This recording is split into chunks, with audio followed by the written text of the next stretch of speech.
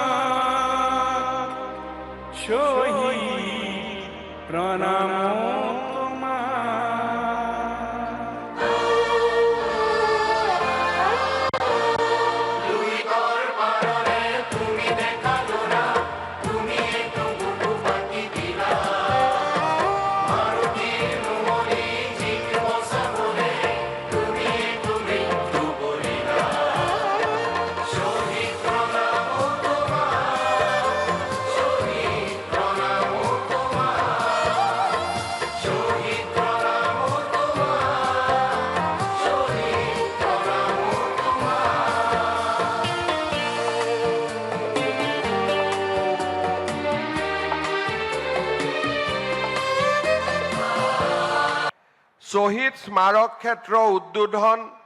আৰু শ্বহীদ দিৱসৰ আজিৰ এই পবিত্ৰ দিনটোত অসম আৰু অসমীয়াৰ অস্তিত্ব ৰক্ষাৰ মহান সংগ্ৰামত আত্মবলিদান দিয়া ঐতিহাসিক অসম আন্দোলনৰ অমৰ শ্বহীদসকললৈ মই গভীৰ শ্ৰদ্ধাঞ্জলি নিবেদন কৰিছোঁ শ্বহীদ পৰিয়ালসমূহৰ লগতে দীঘলীয়া অসম আন্দোলনৰ সময়ত ত্যাগ আৰু কষ্ট স্বীকাৰ কৰা সমগ্ৰ জীৱনৰ বাবে পংগু হোৱা অসম আন্দোলনৰ সংগ্ৰামী বীৰ ব্যক্তিসকললৈও মই মোৰ আজিৰ দিনটোত শুভেচ্ছা জ্ঞাপন কৰিছোঁ বিদেশী বিতৰণক কেন্দ্ৰ কৰি আৰম্ভ হোৱা ঐতিহাসিক অসম আন্দোলনৰ সূত্ৰপাত হৈছিল অসমৰ জাতীয় জীৱনৰ এক জটিল সন্ধিক্ষণত অসম আন্দোলনে দীৰ্ঘকাল ধৰি ৰাজ্যৰ ইতিহাসত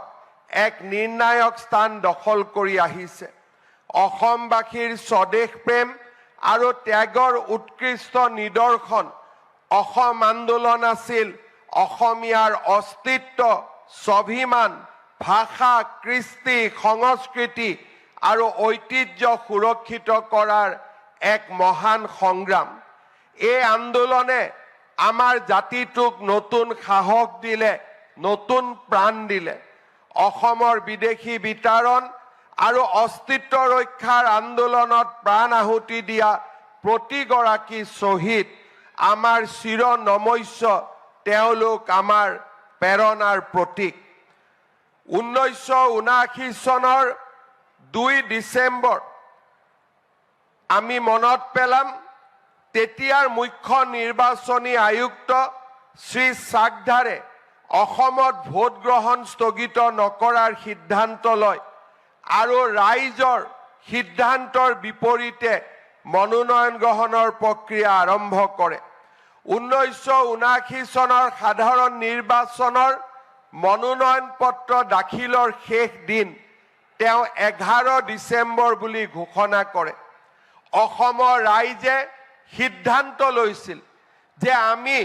বিদেশী নাগৰিকক ভোটাৰ তালিকাৰ পৰা বাহিৰ নকৰালৈকে আমি অসমত নিৰ্বাচন হ'ব নিদিওঁ। শদিয়াৰ পৰা ধুবুৰীলৈ গণদেৱতা জাগ্ৰত হৈছিল। প্ৰতিগৰাকী ৰাজনৈতিক দল আৰু তেওঁলোকৰ সাম্ভাব্য প্ৰাৰ্থীসকলৰ ওচৰত গৈ ৰাইজে আহ্বান জনাইছিল যে আপোনালোকে নিৰ্বাচন নেখেলিব, কাৰণ আমাক এখন শুদ্ধ ভোটাৰ তালিকা লাগে,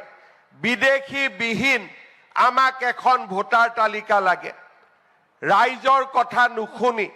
1979 চনৰ 10 ডিচেম্বৰৰ ৰাতিপুৱা নিচেই পুৱাতে ৰাষ্ট্ৰপতি ফখৰুদ্দিন আলী আহমেদৰ পত্নী কংগ্ৰেছ দলৰ প্ৰাৰ্থী বেগম আবিদা আহমেদে লাখটকীয়াৰ পৰা মনোনয়ন পত্ৰ দিবলৈ বৰপেটালৈ যাত্ৰা কৰিছিল। আমি লাখটকীয়াত উপস্থিত আছিলোঁ। তেতিয়া আমি ক্লাছ 5ম মান শ্ৰেণীৰ ছাত্ৰ। লাঠিৰে বুটেৰে লাখটকীয়াতে পিকেটিংকাৰীসকলক আঁতৰাই KPS গিলৰ নেতৃত্বত বেগম আবিদা আহমেদে বৰপেটাৰ ফালে আগবাঢ়িছিল। ভৱানীপুৰত আৰু গোটেই ৰাস্তাটোতে প্ৰবল প্ৰতিৰোধৰ সন্মুখীন হৈছিল। ভৱানীপুৰৰ উজানবৰী গাঁৱৰ হাউলি কলেজৰ কলা বিভাগৰ প্ৰথম বাৰ্ষিকৰ ছাত্ৰ তথা ভৱানীপুৰ আঞ্চলিক ছাত্ৰ সন্থাৰ সম্পাদক খৰ্গেশ্বৰ তালুকদাৰক পুলিচে চুচুৰাই